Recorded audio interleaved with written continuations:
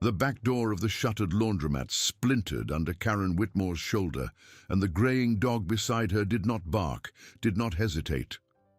Ranger pushed his muzzle into the darkness and found what no one in Millbrook still believed was alive. Karen followed the sound of his scratching, her flashlight shaking against wet concrete, and heard a child breathe. Before we go any further, drop a comment and tell me what part of the world you are listening from, and hit subscribe so you never miss a story like this one. Rewind 2 weeks.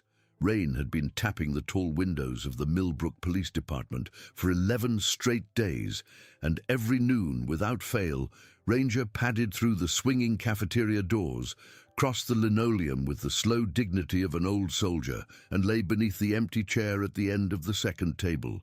He did not eat. He did not whine.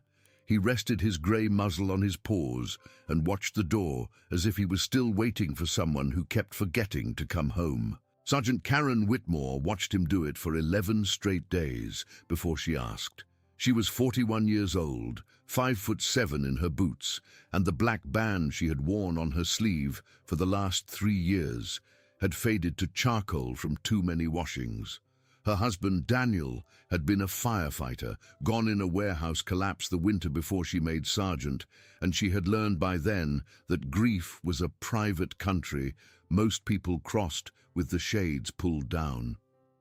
So she said nothing to Ranger. She only watched him, and on the 12th day she carried her coffee to the counter where Debbie Sutton was ladling chicken soup into paper bowls and asked quietly, "Whose chair is that?"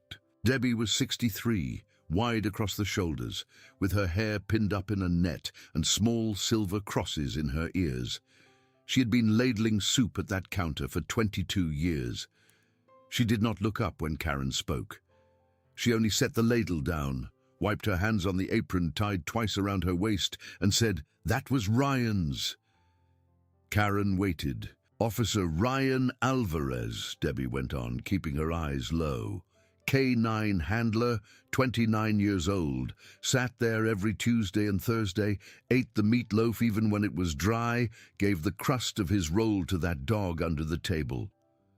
6 months ago, he was answering a call at the gas station on Route 9, and somebody shot him twice in the chest before he could get the door of the cruiser open. Ranger was in the back seat when it happened. Nobody has told the dog. Nobody knows how. Karen looked at the chair. The chair looked like every other chair in the room. She looked at the dog. The dog looked at the door. "How long has he been coming in?" Karen asked. "Since the day after the funeral," Debbie said. 12, on the dot. "He goes home with whoever's on desk, but he comes here for lunch. I put a bowl down the first week. He never touched it. So I stopped putting it down." Karen felt something loosen and tighten at the same time behind her ribs. She sat down at the end of the table, one chair over from the empty one, and set her coffee on the tray. Ranger did not lift his head. He only shifted his eyes from the door to her and back to the door. "Hey, buddy," she said softly, because that was all she could think to say. He did not answer. He did not need to. That evening, Chief Curtis Holloway called her into the office at the end of the hall. Holloway had come in from a bigger city 3 weeks earlier, replacing the old chief who had finally retired at 67. He was 54 years old, silver at the temples, with the kind of pressed uniform that looked like it had never sat in a car seat. He was standing behind his desk when she came in, and he did not sit down. "Whitmore," he said, "close the door." She closed it. "You have been watching the dog." "Yes, sir. Everybody has been watching the dog. That is the problem." He picked up a manila folder from the desk and let it drop. "Morale is slipping. Every time that animal walks through the cafeteria, 3 officers stop chewing and remember a funeral. I inherited a department that thinks it is a shrine. It has to stop being a shrine." Karen said nothing. "I have talked to the county board," Holloway said. "Ranger is 9 years old. His handler is dead. He has not worked a live case in 6 months. I am giving him 30 days. If you can put him back on real duty and prove he is still functional, he stays on the roster and we find him a new handler. If you cannot, he retires. Not to a family, to a kennel, upstate. Somewhere nobody who fed him a piece of turkey has to hear his name again. Are we clear? She stared at him. Sir, with respect. Are we clear, Sergeant? Yes, sir. Good. You have 30 days. Congratulations. You are his handler until then. She walked out with the folder in her hand and her jaw wired shut. In the hallway, Ranger was sitting by the drinking fountain, watching her the way he watched the door in the cafeteria. She crouched in front of him. His breath smelled like nothing at all because he'd not eaten. The scar across his left ear was silvered with age, older than this grief, and she wondered vaguely how he had gotten it and whether Ryan had ever told anyone the story. She let him smell the back of her hand. "All right, old man," she said, "you and me." He blinked at her, slow, and then, after a moment that felt longer than it was, he pressed the flat of his skull once against her palm. It was not a nuzzle. It was closer to a signature. She took him out that afternoon. The rain had thinned to a mist by 2 in the afternoon, and Karen drove Ryan's old patrol route with the folder open on the passenger seat and Ranger sitting up in the back, ears alert for the first time in 6 months. The route was nothing dramatic. A long loop through the north end of town, past the elementary school and the Presbyterian church and the strip mall with the boarded-up video store. She had pulled Ryan's assignment log from the archive and copied it by hand, and she was reading it aloud to the dog, name by name, the way a partner would. Miller's Diner. He liked their coffee. Corner of 3rd and Maple. Family dispute. February. Alarm at the pharmacy. March. Ranger watched the town go by. At the 3rd stop, the pharmacy, she got out and let him walk the sidewalk with her, off-leash, because she wanted to see if he would work without being asked. He did not. He walked at her heel, professional, patient, but there was nothing in his body that quickened. She began to feel foolish. 30 days, and she was reading a dead man's paperwork to a dog in a parking lot. Then, on the 3rd day, at the top of the loop where Route 9 bent past the old canning plant, Ranger stopped. He stopped so hard she almost tripped over him. His head lifted, his ears cocked, his nostrils worked. He was staring across the wet asphalt at a low, flat, cinder-block building with a faded yellow sign that read, "Wash Time," and a padlock on the front door. The windows were papered over with cardboard. A weed had grown up through a crack in the walk. Karen followed his gaze. "Come on," she said softly. He did not come. He crossed the road at a trot, low and deliberate, and stopped at the back corner of the building, and then he went around the side, and Karen jogged after him, and when she caught up he was scratching at the back door, not clawing, scratching. 2 beats, pause, 3 beats, pause. She stood behind him and watched, and after a moment she recognized it, because she had been to the K9 seminars every fall for the last 4 years. It was a passive alert, a signal, a trained language being spoken in the dark. She crouched next to him. "Ranger, sit." He sat. He kept his eyes on the door. "What are you telling me?" she said. He did not tell her. He only sat. She walked around the building. Wash Time, according to the plaque bolted to the wall, had been out of business for 14 months. The owner, a man named Reggie Farrow, had lost his lease and moved to Florida, and no one had rented the space since. She wrote the address in her own small notebook and put a star next to it. Then she took Ranger back to the cruiser and gave him a slice of dry biscuit from her pocket, and for the first time in 6 months, he ate. She did not tell the chief. That night, after her shift, she went to the evidence locker and signed out the box of Ryan Alvarez's personal effects. It was small, sealed in brown paper, and it had been sitting on the second-to-top shelf for 6 months, untouched. She carried it to her desk in the empty squad room and cut the tape with her pocket knife. Inside was a bent duty belt, a pair of scuffed shoes, a wedding ring in a plastic bag, and a soft leather notebook the size of her palm. She opened the notebook. Ryan's handwriting was small, angular, careful. Most of the pages were routine, a list of shifts and call numbers and license plates. But the last 4 pages, the ones just before the blank ones, were something else. Names, dates, initials, arrows. A rough map, sketched with a pen he must have been pressing hard because the paper was scored through. A phone number written twice and then crossed out. And at the top of the second to last page, underlined 3 times, was an address. Wash time, Route 9. Karen sat back in her chair. Next to the address, in smaller letters, Ryan had written S. Bennett, and then a question mark, and then, in slightly darker ink, as if added later, 9 years old, missing since April 18.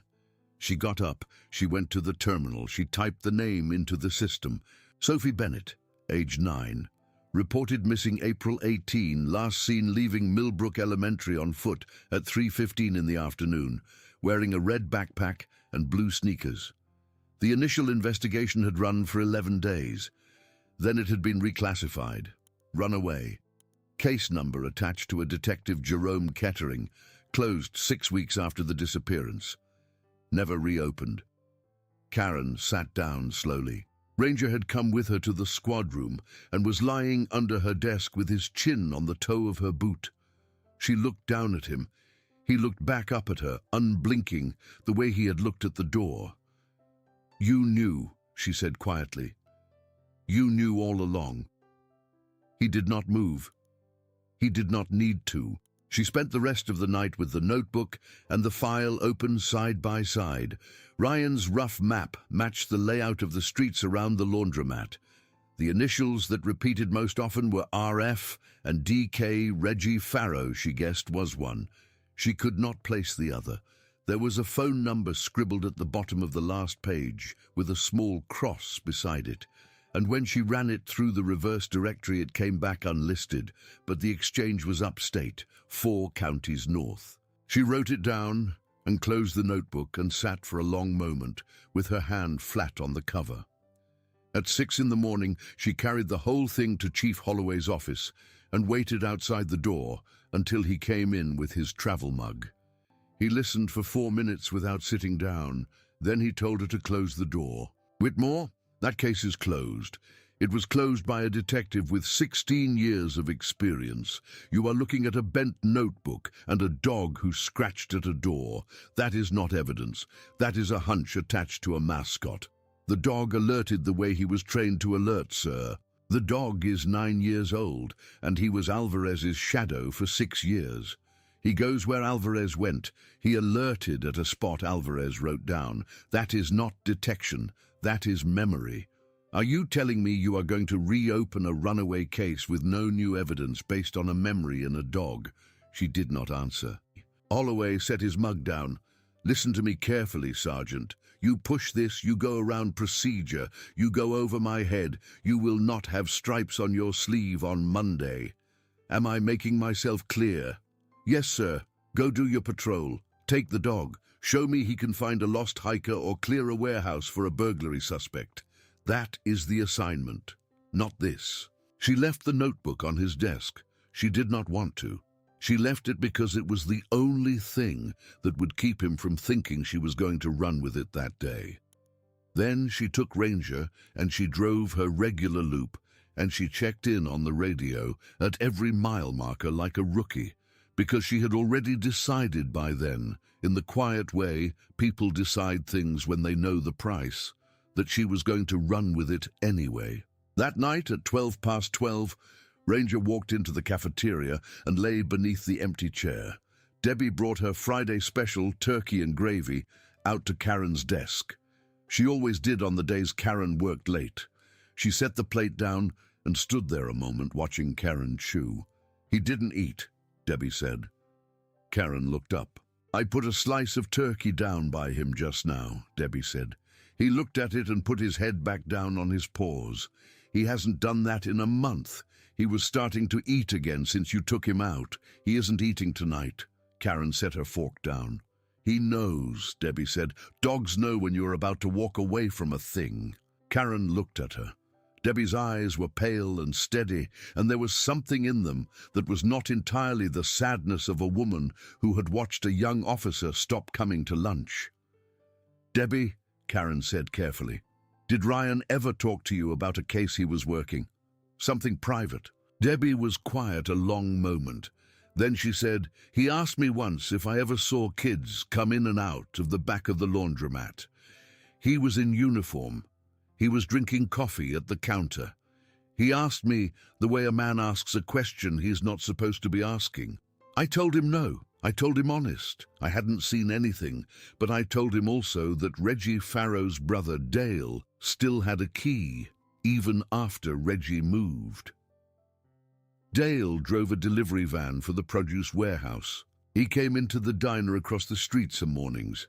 He always had gas station coffee in his other hand, so I thought that was funny. Why would a man buy 2 coffees? Karen's chest did a small, quiet thing.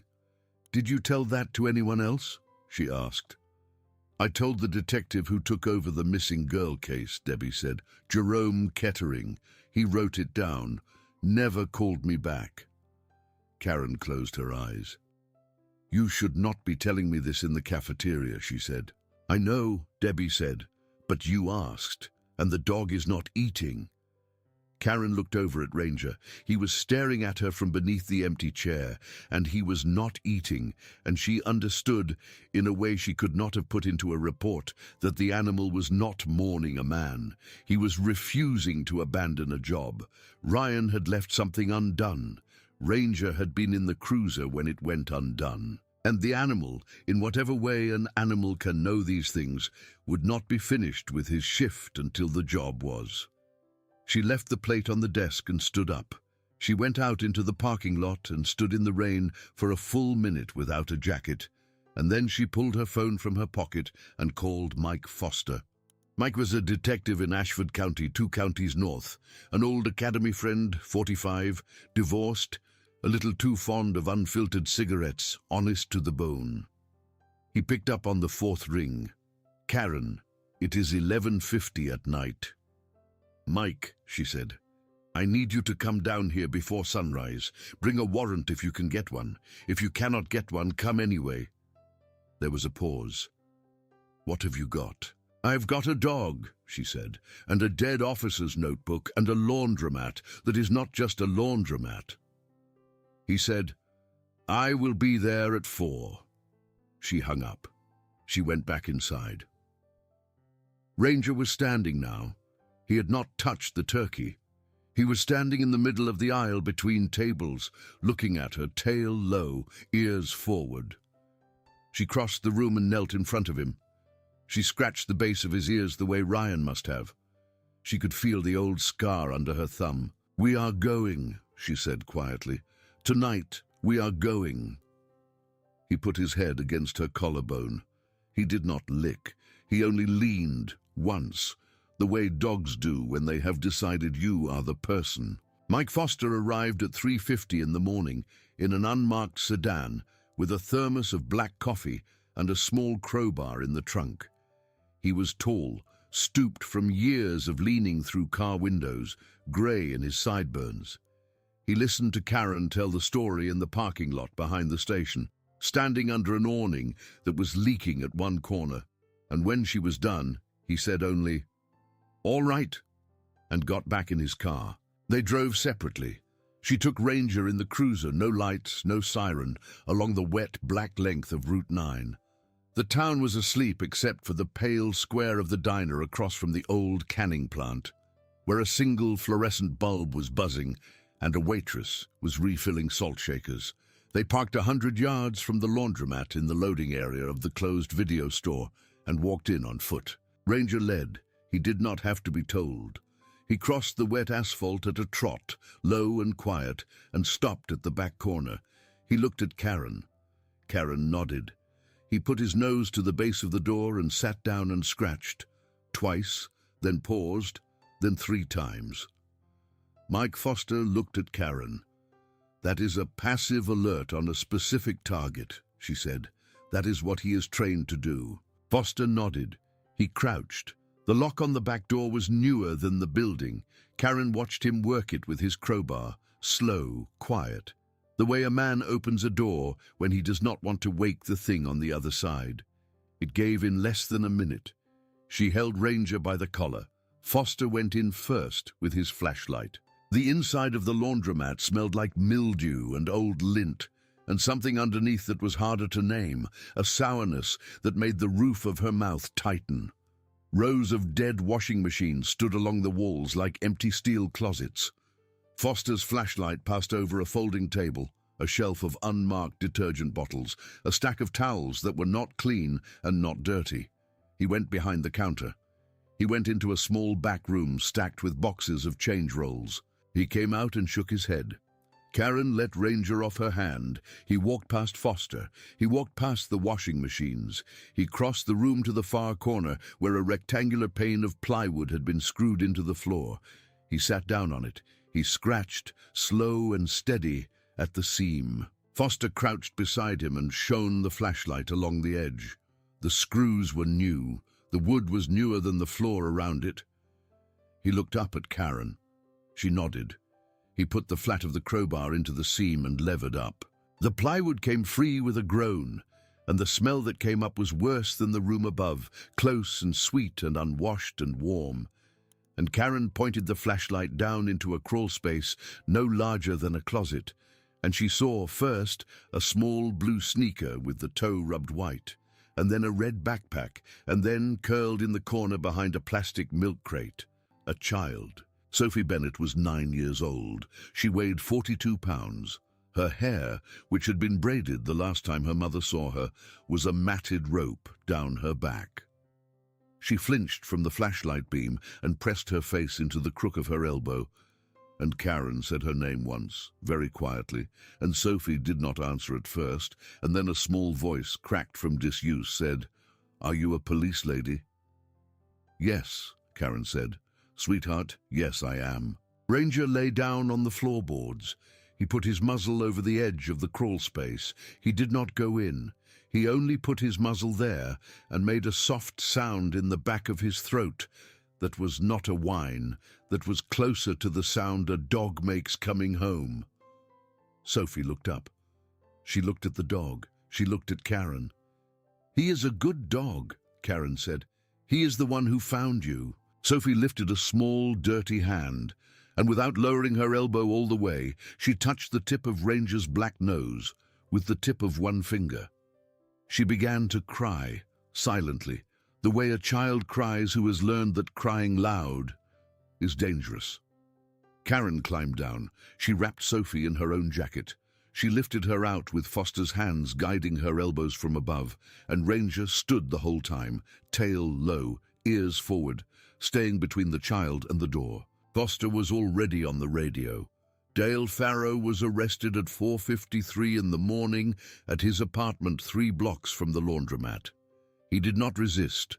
He was in his kitchen making coffee when the door came off its hinges.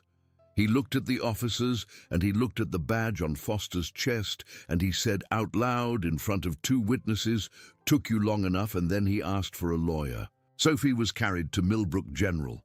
She weighed 42 pounds. She had eaten most days, canned food, crackers, half a peanut butter sandwich a day, enough to keep her alive and no more.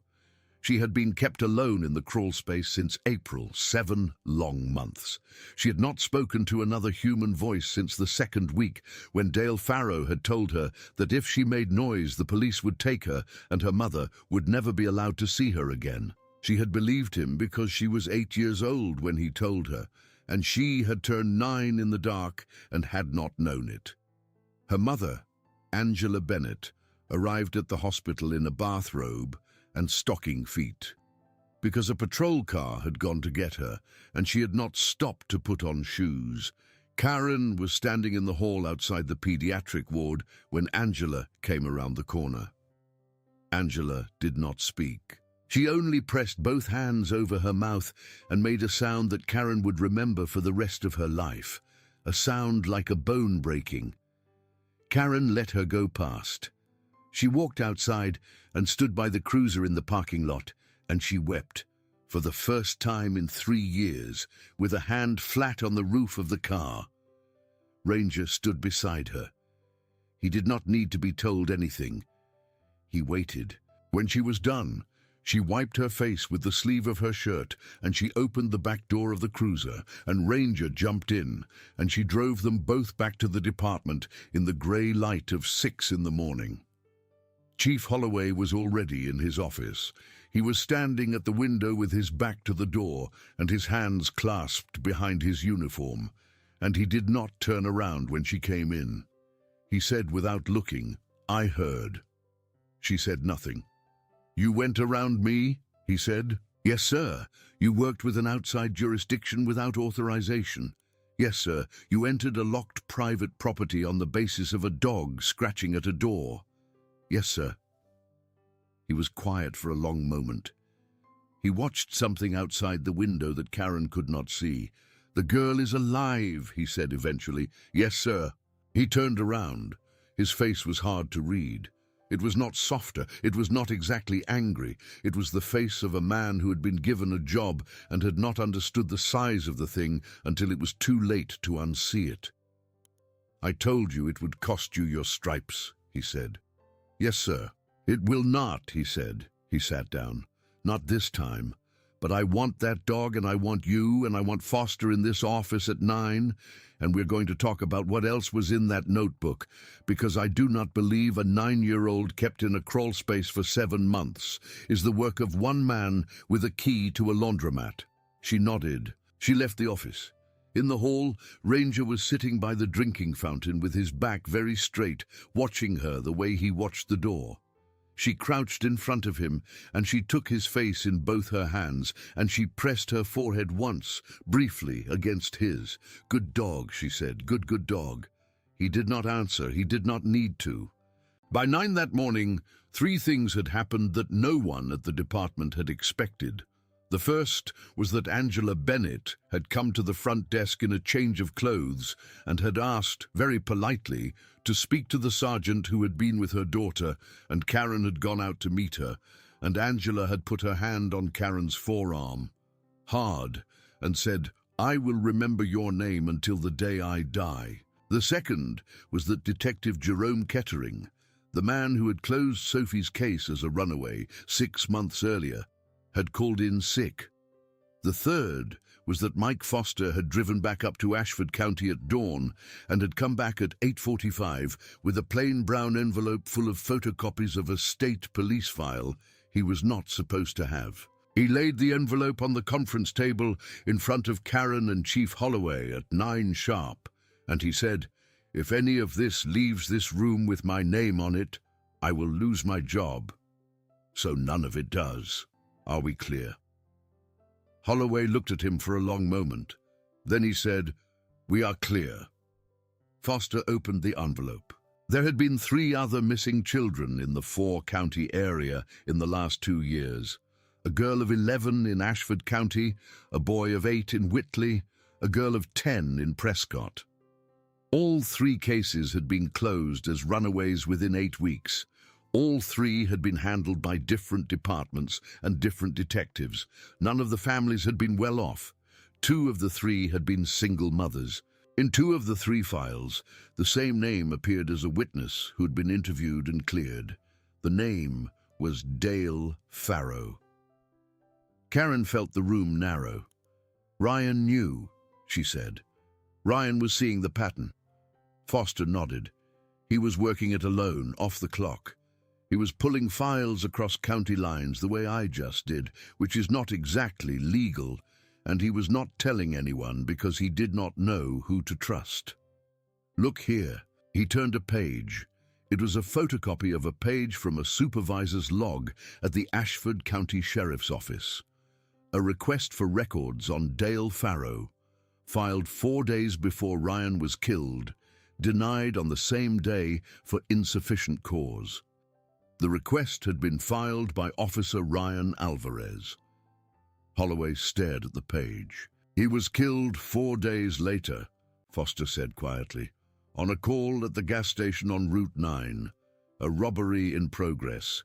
He got there before backup. He was shot twice before he could get out of the cruiser. The shooter took the register cash and disappeared. Never caught. The case is still open. The dog was in the back seat. He saw whatever there was to see.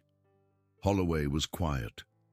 "You think," he said slowly, "that the robbery was not a robbery." "I think," Foster said, "that whoever pulled Ryan to that gas station at 9:15 at night knew he was pulling the one officer in Millbrook who had figured out what was under the floor of the laundromat." The room was quiet a long time. Karen looked at Ranger. He was under the conference table, chin on his paws, watching the door. She said quietly, "We need to find out who called in the robbery." Holloway said, "We need to find out who was on dispatch that night." Foster said, "And we need to find out who told Dale Farrow he had 4 days to move Sophie, because he did move her. The crawl space we pulled her out of was not the crawl space she was first kept in. There are 2 other empty crates in there. She was moved between 3 places over the last 7 months. Somebody has been coordinating that. It is not just Dale." Karen took a slow breath. "Ryan wrote the initials DK in his notebook," she said. "He wrote them twice." Holloway went very still. "Detective Kettering," he said. "Yes, sir." Holloway put both hands flat on the table. "He is home sick today," he said quietly. "He called in at 7:12. Foster raised an eyebrow. Karen said, "We need to pick him up before he decides to be sick somewhere else." Holloway looked at her for a long moment. Then he picked up the phone.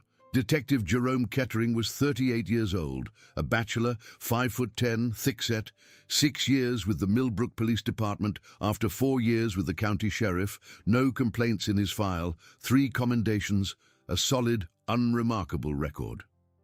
He lived in a 1-story brick house on Elm Street with a maple tree in the front yard and a satellite dish on the roof. When 2 patrol units arrived at 11 o'clock in the morning, his car was in the driveway, but he was not in the house. The back door was unlocked. His duty weapon was on the kitchen counter next to a half-empty cup of coffee that was still warm. His phone was gone. His wallet was gone.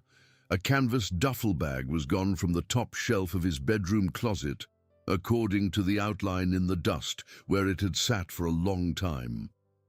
He had gone out the back through the yard. There was a bicycle missing from the fence rail and a trail of pressed grass across the neighbor's lawn. Holloway put out an alert on the county band. He did not put out a name yet. He put out a description of a white male in his late 30s on a green bicycle. He did not want Kettering to hear his own name on a scanner and disappear a second time. Foster looked at Karen. "We need the dog," he said. Karen went out to the cruiser. Ranger was in the back seat, alert, ears up. He had not eaten breakfast, but he had drunk water, which was more than he had done in 6 months. She opened the door. She lifted Kettering's spare uniform shirt out of the passenger seat, the one Holloway had pulled from his locker, and she held it in front of the dog. "Find," she said. Ranger sniffed. His nostrils worked slowly, methodically. Then he lifted his head and he looked past her, past the parking lot, past the road. At some point in the middle distance she could not see, and he made a low sound in the back of his throat, and he jumped down out of the car. She followed him on foot with Foster and 2 patrol officers. Ranger led them past the department, past the courthouse, past the small city park, along the back of a chain-link fence behind the middle school, across a gravel lot and up onto the towpath that ran beside the old canal. He moved at a fast walk, ears forward, tail level, the way a working dog moves when he has caught the thread and does not want to lose it. Karen kept pace. She did not speak. She did not need to. Half a mile along the towpath, Ranger stopped. There was a small maintenance shed at the edge of the canal, wood-sided, padlocked. A green bicycle was leaning against the back wall, wheels still wet with morning grass. The lock on the door had been forced from the inside badly, with something like a pocket knife. It hung open by one screw. Foster drew his weapon. Karen drew hers. "Kettering," Holloway called from behind them, loud and even. "Jerome, it is Chief Holloway. Come out with your hands where I can see them." There was a long silence. Then the door of the shed opened slowly, and Detective Jerome Kettering stepped out with his hands raised and his eyes on the ground. He looked, Karen thought, older than she remembered him. His hair was flat with sweat. His shirt was untucked. He did not speak. He walked out into the cold morning air, and he sank down onto his knees on the wet gravel, and he put his hands on the top of his head, and Foster stepped forward and put the cuffs on him without a word. Karen watched Ranger. The dog had sat down again. He was looking at Kettering the way a dog looks at a wolf across a fence, not aggressive, just alert, aware, unblinking. And Kettering, when he lifted his eyes, saw the dog looking at him, and something in his face went slack, and he began to cry. "I did not know," he said. "I did not know it was children. I thought it was pills." He said pills. He said he was moving pills across the county line, and he needed the reports to go quiet, and he was paying. And I... "Save it for the interview," Holloway said, quietly. They put Kettering in the back of a patrol car. Karen stood on the towpath with her hand flat on Ranger's back and watched the cruiser pull away. Foster stood beside her. "You know what he just did," Foster said. She nodded. "He just made himself useful. He is going to give us the whole ladder." "He is going to give us the man in the middle," Foster said. "He is going to give us whoever pulled Ryan to the gas station." Karen looked down at Ranger. Ranger looked up at her. "Yes," she said, "he is." By nightfall, 3 more people had been arrested. Reggie Farrow, back from Florida on a plane Foster had put a marshal on, was picked up at the airport with a suitcase full of cash.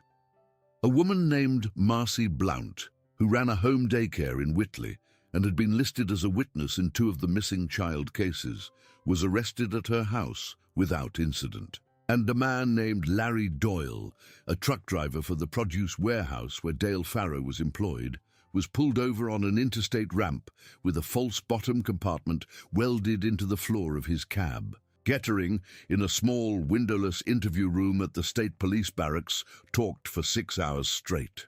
He named names. He drew a diagram. He explained the phone system, a rotating set of prepaid numbers, one dropped every 90 days.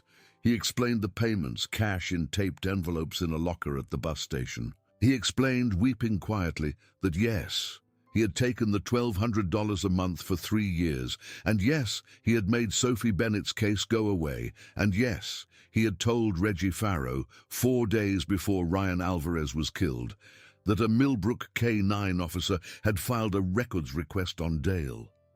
Foster leaned forward. "Who killed Ryan?" Kettering said a name. It was not a name from Millbrook. It was a name from 3 states away, an enforcer who came in on contract for anyone who could pay. He had already left the country the morning after the shooting. Kettering did not know where he was, but he knew the man who had hired him. That man was in the room next door, in cuffs. That man was Reggie Farrow. Foster wrote it all down. Karen was not in the interview. She was at Millbrook General, sitting in a plastic chair outside the pediatric ward, with Ranger asleep on the tile at her feet. Angela Bennett was inside with Sophie. Sophie had slept for 6 hours, woken up, drunk a small carton of apple juice through a straw, and asked in a whisper if the dog was still there. A nurse had come out and asked Karen if she would please, if it was permitted, bring the dog in. Karen had looked down at Ranger. Ranger had looked up at her. She had stood up. The pediatric ward at Millbrook General had a rule about animals. The nurse, whose name was Diane, had looked the rule in the eye for a full second and had then held the door open with her hip. Karen walked Ranger down the hall on a short lead. His nails clicked softly on the linoleum. He walked at her heel, professional, patient, ears forward. At the door of Sophie's room he stopped and looked up at Karen and waited. "Go on," Karen said. Ranger walked in. Sophie was propped up against 2 pillows, small, her hair washed and gathered into a loose braid by her mother, an IV taped to the back of her left hand. She was watching the door, When Ranger walked in, her face did a thing that Karen would remember for the rest of her life. A slow, unfolding, careful, disbelieving thing, like a flower opening in a slow-motion film. She held out her hand. Ranger crossed the room in 3 quiet steps and set his chin on the edge of the mattress next to her hip. Sophie put her small fingers into the fur behind his ear, gently, the way a person touches something she is not sure is really there. Angela Bennett was standing on the other side of the bed. She was watching her daughter's face, and her own face was streaming, silently, without a sound. She looked up at Karen. "Thank you," she said, and then she said it again because there were no other words in her that would work. "Thank you." Karen could not speak. She only nodded. She stayed until Sophie fell asleep again with her hand still in Ranger's fur.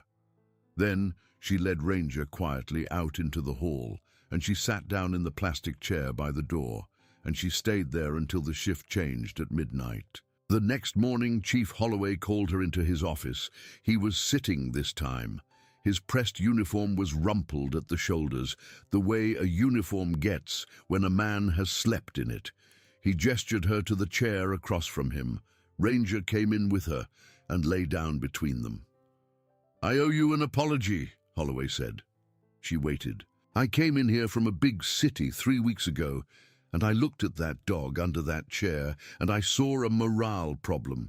I did not see a dog telling the whole building that a piece of a case was unfinished. I did not know how to look at that. I want you to know I know now," she said. "Thank you, sir." He shook his head. "Do not thank me. I owe you more than an apology. I owe you a favor.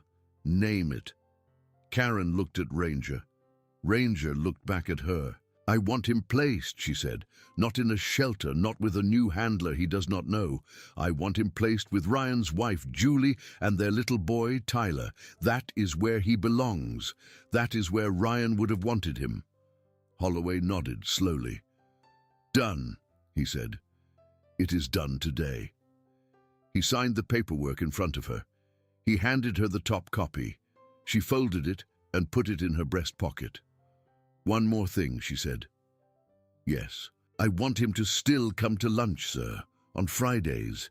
I want him to still come to lunch in this building with the family, at that chair, if the family is willing." Holloway looked at her for a long moment. Then he almost smiled. It was the first time she had ever seen him do it. "Done," he said, "on Fridays." On. That afternoon, Karen drove Ranger to a small blue house on Willow Street with a chain-link fence and a plastic slide in the yard. She parked at the curb. She got out. She opened the back door of the cruiser. Ranger jumped down and stood on the walk, ears forward, tail low, watching the front door.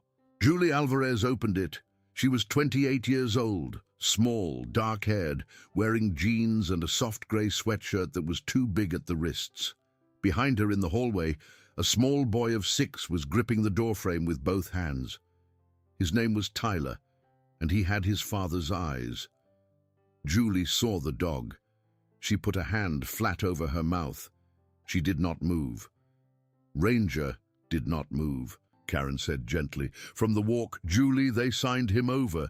He is yours if you want him. He needs to come home." Julie's shoulders began to shake. Tyler let go of the doorframe. He walked past his mother, slowly in his sock feet, out onto the wet porch. He was 6 years old, and he had not seen the dog since the night his father did not come home. He knelt on the boards in front of Ranger, and he opened his arms without a word. Ranger walked into them. He pushed his grey muzzle into the boy's collar. Tyler put both arms around the dog's neck and buried his face in the fur behind the scarred ear. He did not cry. He only held on. Julie sank down onto the top step of the porch and put her face in her hands and cried the way a person cries, who has been holding it in for 6 months and did not know she was. Karen stood on the walk in the cold sunlight, and she watched them. And she thought about her own husband, and she thought about grief, and she thought about the private country a person crosses with the shades pulled down, And she thought about how, once in a while, a door opens in that country and a dog walks through. She got back into the cruiser. She did not trust her voice. She lifted a hand in a wave. Julie lifted a hand back. Karen drove away. The trials took 11 months. Reggie Farrow was convicted on federal charges of trafficking, conspiracy and murder for hire, and sentenced to 42 years without parole. His brother Dale was sentenced to 30 years. Larry Doyle, the truck driver, took a plea and got 18. Marcy Blount took a plea and got 22. Detective Jerome Kettering, who cooperated fully, was sentenced to 12 years. And Karen watched him led out of the courtroom in his shackles, and she could not decide entirely what she felt. He had told the truth. He had also let a 9-year-old girl live under a floor for 7 months so he could pay off a boat. The man who had actually pulled the trigger on Ryan Alvarez at the gas station on Route 9 was extradited from a small country in Central America 8 months after Kettering's testimony. He was brought back in leg irons on a rainy Tuesday morning. Karen and Julie were both in the courtroom when he was arraigned. Julie sat very still with her hands folded in her lap. Karen sat beside her. Neither of them spoke and neither of them cried, and when it was over they walked out into the daylight together and stood on the courthouse steps for a long moment, watching the traffic go by, and Julie said quietly, "Thank you for finding it. Thank you for letting him finish." Karen said, "Thank the dog." Julie said, "I do. Every day, twice." 3 other cold cases were reopened as a result of the Farrow investigation. 2 of the 3 missing children were recovered alive from 2 different addresses in 3 different states. The 3rd was recovered and did not come home. And Karen went to that funeral in a small town in western Pennsylvania in a rented black car and stood at the back of the chapel and did not speak to anyone. And she carried that one quietly in her pocket for the rest of her career. Debbie Sutton kept ladling soup at the counter of the Millbrook Police Department cafeteria for another 4 years before her knees gave out and she retired to a small house near her sister in Georgia. Before she left, she wrote a letter to the county board asking that the chair at the end of the second table be kept as it was, with no plaque, no marker, no fuss, only left there. The board agreed. The chair is still there. Chief Curtis Holloway kept his job. He was, by all accounts, a better chief in his 2nd year than in his 1st. And by his 4th year, he was a better chief than the town had had in a long time.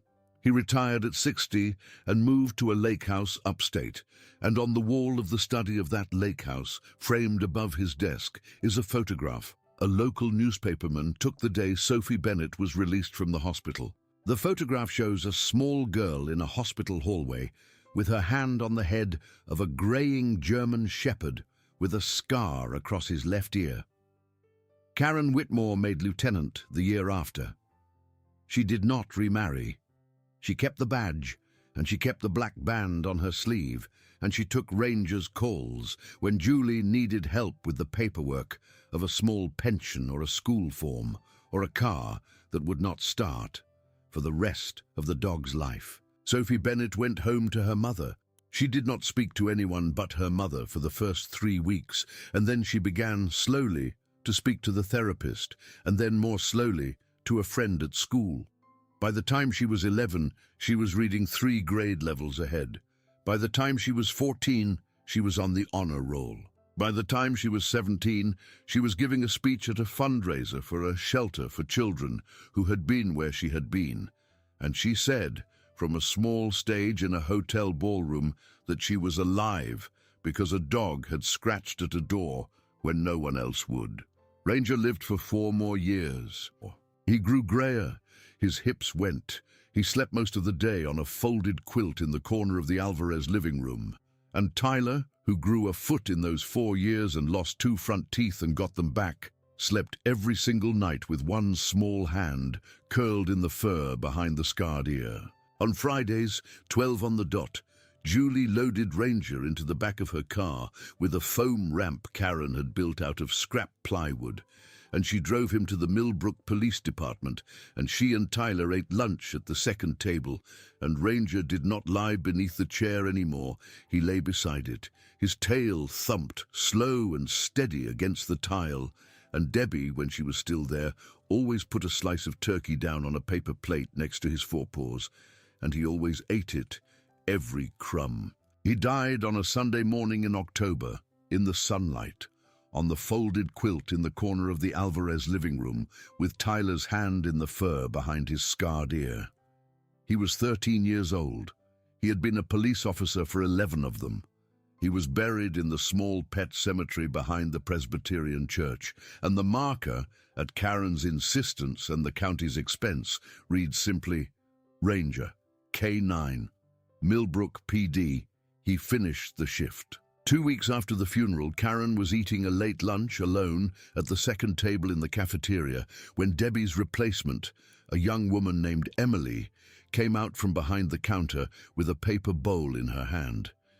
Emily set the bowl down at the end of the second table, on the tile beside the empty chair. It was chicken soup.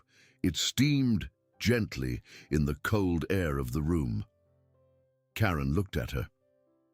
"I know he is gone," Emily said quietly. "I just wanted him to know we noticed." Karen could not answer. She only nodded. That night she drove out to Willow Street. Julie was in the kitchen. Tyler was 10 years old now, tall for his age, sitting at the table with a book open. He looked up when Karen came in. He looked at her the way his father used to look at her across the parking lot of the department, straight, no games. "You okay, Aunt Karen?" he said. "I am, buddy." "He is okay too," Tyler said. "He came home. I know he came home. Because the shift is over." "Right." Karen felt the whole room go very still. "Right," she said. "The shift is over." Tyler nodded, satisfied, and went back to his book. Karen sat down at the kitchen table across from him. Julie brought her a cup of coffee without asking. Outside, in the small yard, the wind moved through the maple tree, and somewhere down the block a dog barked once and did not bark again. Karen thought about the empty chair and about the dog who had refused for 6 long months to leave a job unfinished. She thought about a small girl in a crawl space who had held on for 7 months in the dark because some part of her had believed, without knowing why, that someone was still looking. She thought about a young officer she had never met who had died with a notebook in his pocket, and about the way loyalty sometimes wears fur, and about the way justice sometimes walks on 4 legs and does not need to say a word. If you have made it this far, do me a favor. Comment below with what part of the world you are listening from, hit that like button so more people can hear Ranger's story, and subscribe to the channel for more stories like his. And if you have ever loved a dog, tell him tonight out loud that he is a good dog, because somewhere out there a dog is waiting under a chair for someone to notice that the shift is not over yet.